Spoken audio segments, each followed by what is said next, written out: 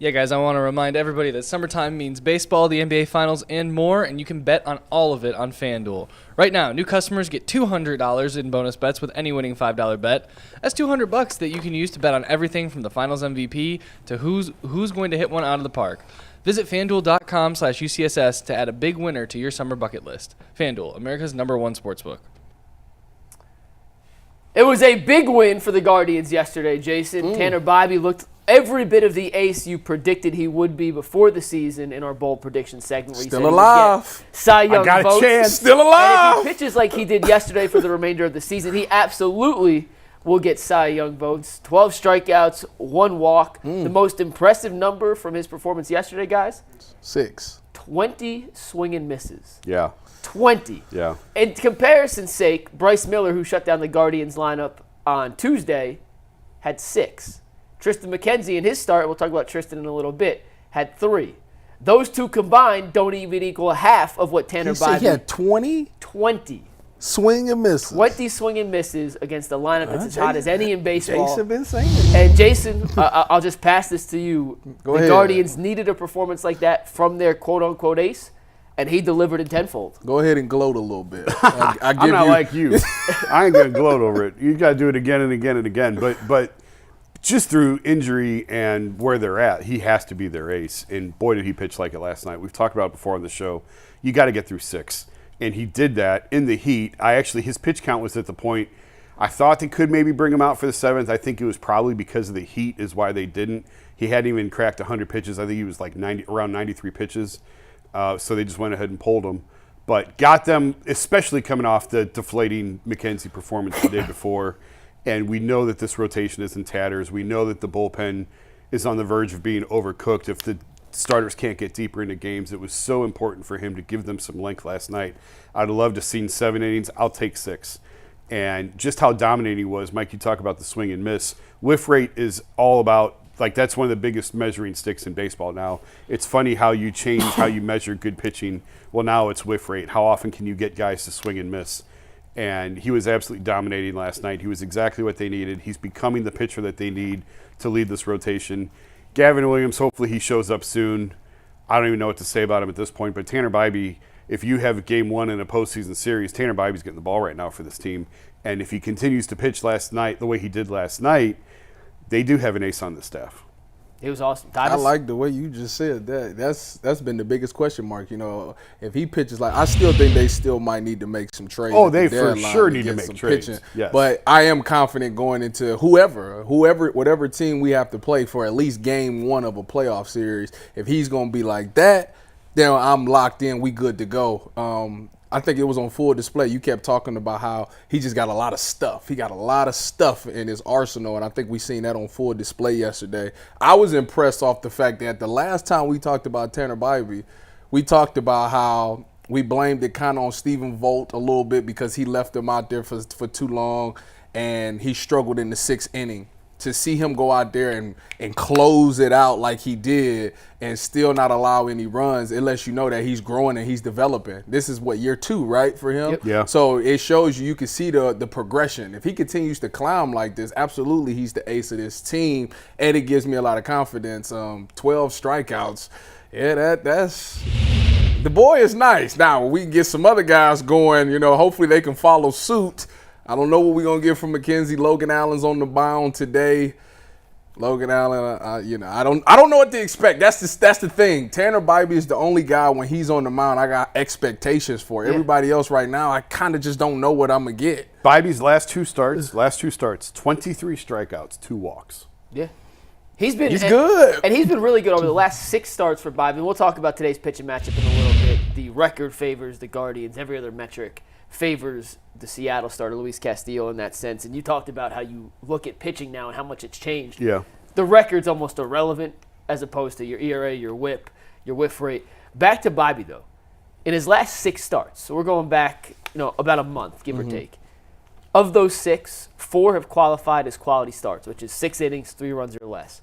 The 2 that weren't quality starts, he went 5 innings and allowed 2 runs, so he didn't reach the inning limit, but you'll take 5 and 2. And then he allowed the 4 runs against Cincinnati, which was a decision that maybe was left in a little too long. I know the Kansas City start, he wasn't great, but you can live with that from a start. You take two earned runs in 5 innings. On most cases, you expect more from Bibee. But he's been pretty damn good over the last month. And last night was the best performance he's had. And when he's pitching like that, he's not a big, intimidating, physical presence on the mound. He looks like a regular dude. Yeah. His fastball has a little extra juice that I think kind of sneaks up on hitters. Because it comes in 93, 94, 95. He can bring it up a little higher. But guys seem to be a half second late on everything. And I know in baseball, half second's big, but just a fraction late. His breaking ball last night had movement not just vertically, but east and west too in a way I hadn't seen in a couple of starts. And when his stuff is clicking like that, and I'm not sure if it's the weather. I'm pretty sure he played baseball at UCF, so he's a Florida kid, right? Yeah. So he's not foreign to the heat. Whatever was working last night, that was an unhittable version of Tanner Bibee. I don't care if the Mariners lineup isn't the greatest in baseball. The Dodgers weren't hitting what he was throwing last night. The Yankees weren't hitting what he was throwing. The Braves weren't hitting what he was throwing. That version of Tanner Bibee could go up against anyone in a game 1 of a playoff series, and you feel confident in. The question is, can we get that version of Bibee night in and night out, or start in and start out's the right word. But that version we saw last night is as good as any pitcher in baseball. And I think the answer is yes. Now, no pitcher is going to throw that every single game. Yeah. Even the best have off nights. But if you, the most important thing is know what you're going to get out of a guy. And I think we're getting to the point. I still want to see him get deeper into games, but we're getting to the point where you know what you're going to get out of him. And if you can say, hey, I feel good about him taking the ball in game 1, it massively changes. You still need to get pitching. You've got to go get pitching at the trade deadline. But if you're not looking for an ace, if you're looking for a number 2 or 3 or 4 pitcher, the price difference is drastic. Dramatic, in that and what you're looking for. So that helps alleviate a little bit of pressure that you're not necessarily going out and looking for someone to put at the top of the rotation if you trust him enough. And it's putting a lot on a guy who's only in his second year. And again, of the 3 prospects that we heard about for years, Daniel Espino, Gavin Williams, and Tanner Bibee was number 3 And it wasn't on close. that list. No, it was Espino 1, Williams 2, and Tanner Bibee was 3. And Bibee's turning out to be the best of all of them. Now, Gavin's been hurt. Yeah, I want to say Gavin's been hurt. So. But, I mean, what's the number 1 ability? Availability. There you go. And Williams had his chance last year. And Bibee did pitch better than Williams last pitched year, better. even when they both had. Yeah. I mean, Bibee had more opportunities, but it's not like we didn't see Gavin Williams for a prolonged period of last season. And Bibee was the guy who finished with Rookie of the Year votes, not Gavin Williams. So right now, if looking at the pitching rotation, if we was going into a playoff series, how many of the starting pitchers now are you confident in? 1. I honestly. Well, you ain't wrong.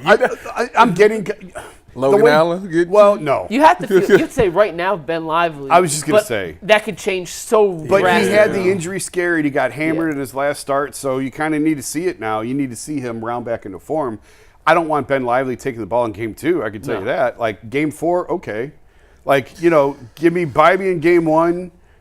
Somebody who's not on this roster right now in game 2, Gavin Williams in 3, and Lively in 4. I can live with that. I don't know that you can trust Tristan McKenzie right now in a playoff series. That hurts my heart. It really hurts my heart to see what Tristan has fallen to. Like this dude was a stud. Like 2 years ago, this man was. I was saying he might be up there with Bieber. Yeah. Like he was that good. He was supposed to be the ace. Yeah, like, he was supposed to be the guy. now it's just like when he on the mound, it's like, dude, if you don't throw a strike, it might be gone. And like that, if you throw a strike, it's gone. If you don't, you're right. But that's what's so hard to trust. And he be missing his spots. Like this last start, he was missing his spots a lot. And that's one of the things as we dug in on the story on him on the tear in his elbow. One of the things that goes is command, and you can't put it exactly where you want it. You miss a little bit with your command. And like in the regular season, you can get away with some. In the playoffs, man, one pitch can turn an entire game. Yeah. And he's giving up so many home runs right now. I don't know how you can trust him to start a playoff game. You can't. And you go even his start Tuesday. He went 2 1/3. He gave up the 4 runs. He had 0 strikeouts, 4 walks.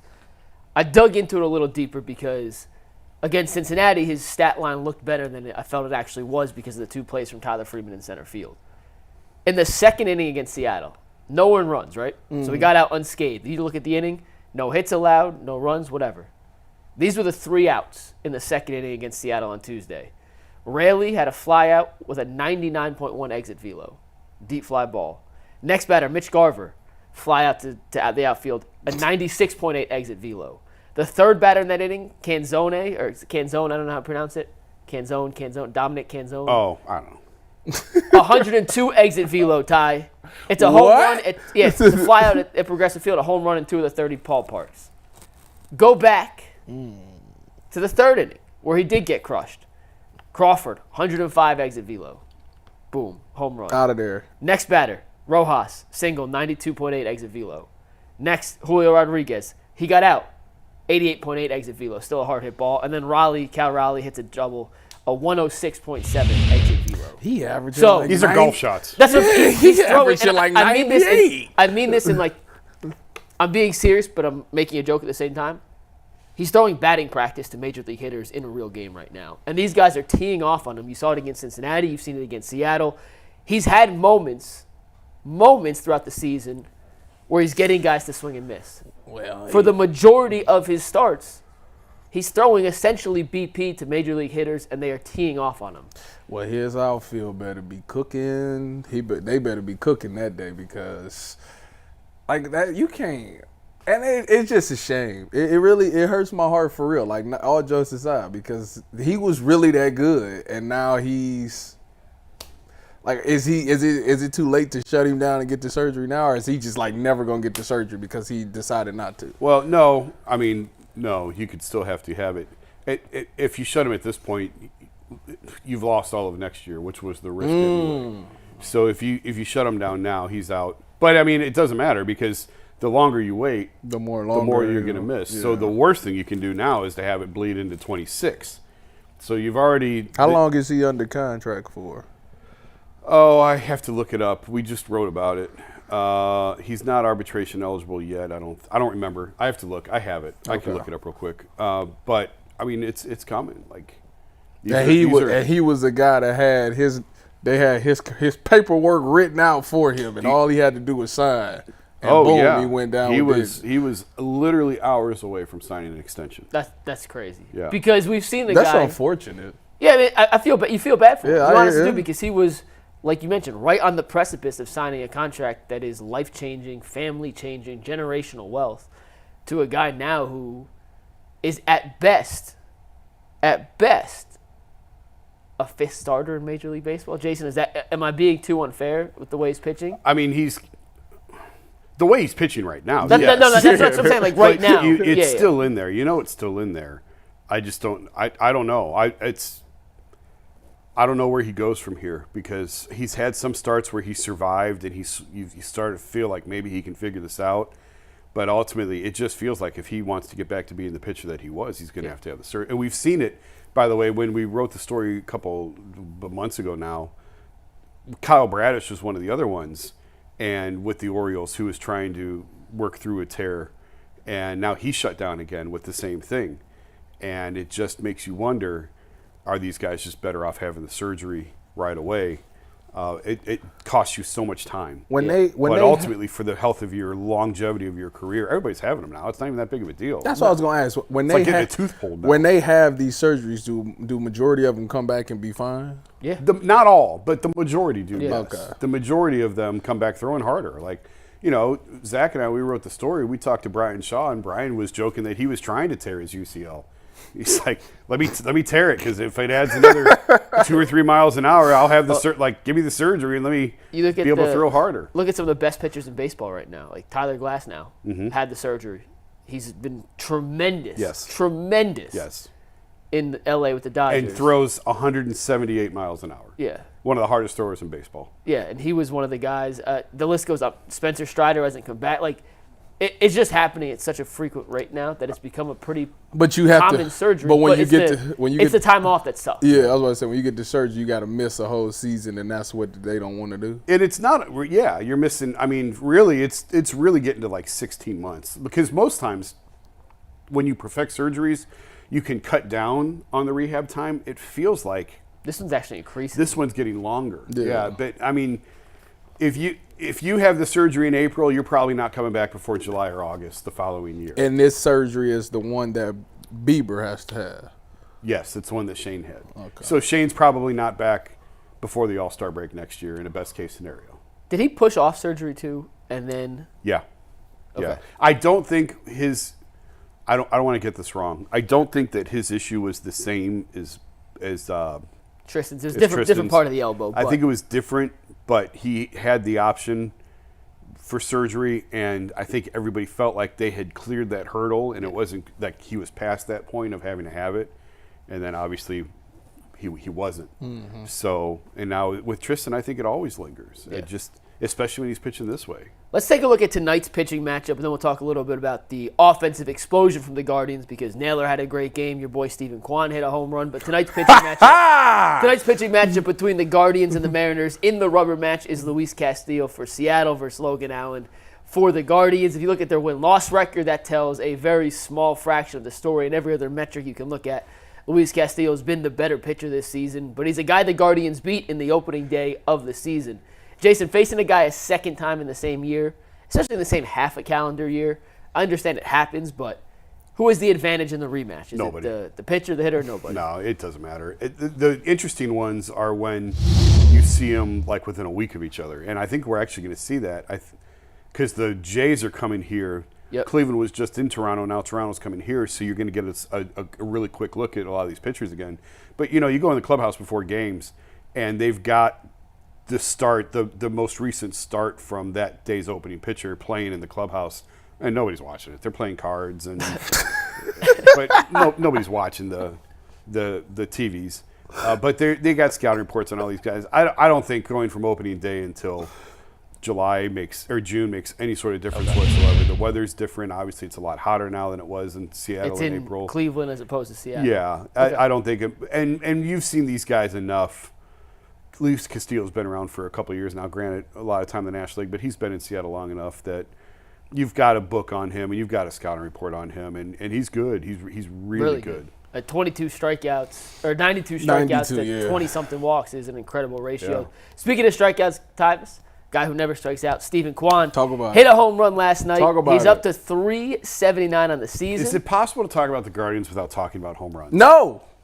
Because they're hitting so many of them, and there's so many people that's contributing. Stephen Kwan went yard. When I was sitting at the radio station and I had the TV on, and I'm sitting there and I'm watching it, and I see he hit it like towards right field, and I couldn't tell if it was going to be foul or fair. And when it went fair, I just laughed. And I thought about how Jay Crawford is going to have to shave his head live on the Ultimate Cleveland Sports Show when this man bats this 400. It's remarkable what he's doing. I mean, the fact that you go from just a contact hitter to actually hitting a home run, like I was shocked. And it's funny because I was just telling my boys the game before, the bases was loaded and Stephen Kwan was up. And I was like, Stephen Kwan ain't going to hit no grand slam. Like, he might put it in play, but he ain't going to hit a grand slam. And then to come back the next day and hit a home run, he made me eat my words there. So it was nice to see, the power of Stephen Kwan. Now, hopefully we see more of it. It's real quick, Jason. Yeah. It's crazy. He's on pace because he missed about a month. He's on pace for close to 20 home runs this year. Now, he won't get it because he missed enough time. But this was a guy who had essentially no power swing or no consistent power swing. What did he have last year? Like 8 home runs? 7 or 8, something like that. No, less than that. What do you have last year? Really? Last year, I actually have it here. Last year he had 7. I thought it was 8. 5. 5? Dang. Well, whatever it was, he has 5 already this season. He's on pace in a 162-game season, which once again he missed a month, so he won't get. Oh, maybe he gets there, but he's on pace for what you mean? This is the new Stephen Kwan. He go yard now.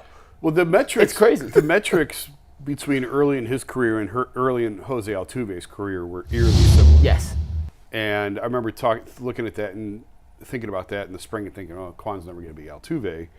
And that's still a pretty high bar to get to, but I don't know that he necessarily has to be Altuve. But as we talk about like new age metrics in baseball and the way to measure success, OPS is obviously a huge one for measuring just overall quality of a hitter.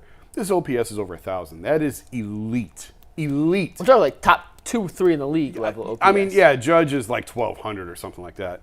But to have an OPS over 1,000 is legit. And like his career OPS is coming into this year were like, I just looked it up, 730 and 710. his first 2 years, and now he's over. I mean, that's 1,000. good. That's still good. It's unbelievable, and I'm not shaving my head if he does, but I'm with Jay. I don't think he can hit 400 for the entire year. Say it with your chest. Why not? Shake your head. If you that confident. If you that confident. I ain't that confident. I'm just telling you. I don't think he's going to do it. But It's gonna be the best show of UCSS. We will set viewer records if Jason and Jay both agree to shave their head live on air. I if am he not hits doing. 400. I mean, I don't have very much left. If I shave it, it might not come back. I have to cling to the few follicles I have remaining. We actually should, and we'll organize this off air. But you'd have to pick if he does, if he doesn't, and there should be everyone has to. There will be, no matter what happens at the end of the season, some people will be punished and the other people will be rewarded. You know what I'm saying? Like, we should all take a poll on the yes or no with that. I mean, the man could hit 380 and have a sensational season and fall 20 points short of 4. Like, that's so hard to do. Over his last 30 games, right? over his last 30 games, Yeah. not 30 days, 30 games. Yeah. He's hitting 414. Okay. Over his last 15 130 over other his last games. 15 games, he's hitting 509, Yeah. Jason. Over his last 7 games, he's hitting 533. This is who he is. He He hitting home runs. Listen, he's on my fantasy team. I love it. Like, I hope he gets to 400. Listen, Tyvis, our resident Homer on the show, Homer Jason, is now anti-Kwan, so I'm not sure what's going on here. He's anti-home runs for the Guardians anyway. So when he seen Kwan do it, he was like, I'm I sitting gotta right hear field this trying to- man mouth tomorrow. I'm in right field trying to blow the ball back onto the field. Well, good luck if Josh Naylor's at the plate, because last night he had a Oh, my monster game. goodness. 2 home runs, 4 RBIs, 3 hits. It's great to see Naylor, after he was in about a month-long, about a 40-game slump, he's kind of start to refine his swing. And Jason and Ty, when Josh Naylor's hitting at the level he's capable of, and now he leads the team in home runs, I know. it adds a whole nother dynamic to this Guardians lineup that makes them so much more dangerous moving forward. So he did officially pass Jose last night. In home runs for the moment. Yeah, Yeah, well, he home is run. 19, Jose is 18. That's crazy because we just talked about it. What was that, last week where we were doing We break out of his slump. yeah, and we was like We fixed him. We broke him. I was like, I don't we broke know. him and then we fixed him. I don't know if he gonna have the home runs but then we was like, he in the slump now. If he come out if he hitting home runs in the slump, then he should. It's nice to see. I think this is his second multiple home run game this season. It's just nice to have another hitter in there that's hitting home runs like that. And if he continues this up, man, we need his brother to pick up the slack. But him right Couple now, hits last night for both. yeah, he had a couple hits. But home run wise, I'm all for it. Keep doing it. Get the 50. Go for 50. Why not? You. What is he on pace for right now? What was the number? Not 50. It was like 40, 45. That was a few days ago. I'll so I'm take not that. sure. Yeah. I can live with that, Jason, because if he hits 45, then it's guaranteed the Guardians finish top 10 in home runs. Here we go. Just saying. When you talk about swinging out of your shoes, that second home run last night, he about Yeah, swung he out did. of his shoes. He saw that hanging breaking ball. Oh man, His eyes got big. yeah, that was a home run swing. But no, listen, I was never really worried about Naylor because we talked about it, even when his numbers were down, his RBIs were up. He was still driving, and that's what you need from Josh. The home runs are great, and home runs are part of RBIs, but you need him in the middle of the order. If guys are on base, when Stephen Kwan's on base in front of him, he's got to drive him in. And he, even with a terrible batting average, he was doing that. So if he's doing that when he's not hitting the ball well and he's still being productive and still getting guys home, what's he going to do when he heats up? I was never worried about him. He's turned into one of the best first basemen in the American League. It's really kind of a thin pool when you look at first base. It's not a great first base No, class, I mean, yeah. Vladdy Guerrero never really became the player that everyone thought he was going to be. Go back to the home run derby that was here in Cleveland a few years ago, and Guerrero was supposed to be the next big thing in baseball. And he's a very good player, but he hasn't really broken through to that elite status. Ryan Mountcastle in Baltimore is very good. But I'd put Naylor up there with anybody in the American League. So it's great to see, and obviously you hope that it continues. And again, it's the production, it's the RBIs for him. Yeah. How many guys are you driving in on top of it, regardless of anything else? His OPS was like 820. Good, not elite. Good OPS. Average is low. It doesn't matter. Home runs are great. Are you driving in runs when you're at the plate? And the answer for him is yes. He leads all American League first basemen in home runs, OPS, and RBI. Yeah. And those are the 3 things you need from your first So baseman. he's an all-star. Better be. He has a damn good case to be better an all-star be. this year. He should be. Absolutely. Absolutely. Speaking of other first baseman, let's get a read and we'll move over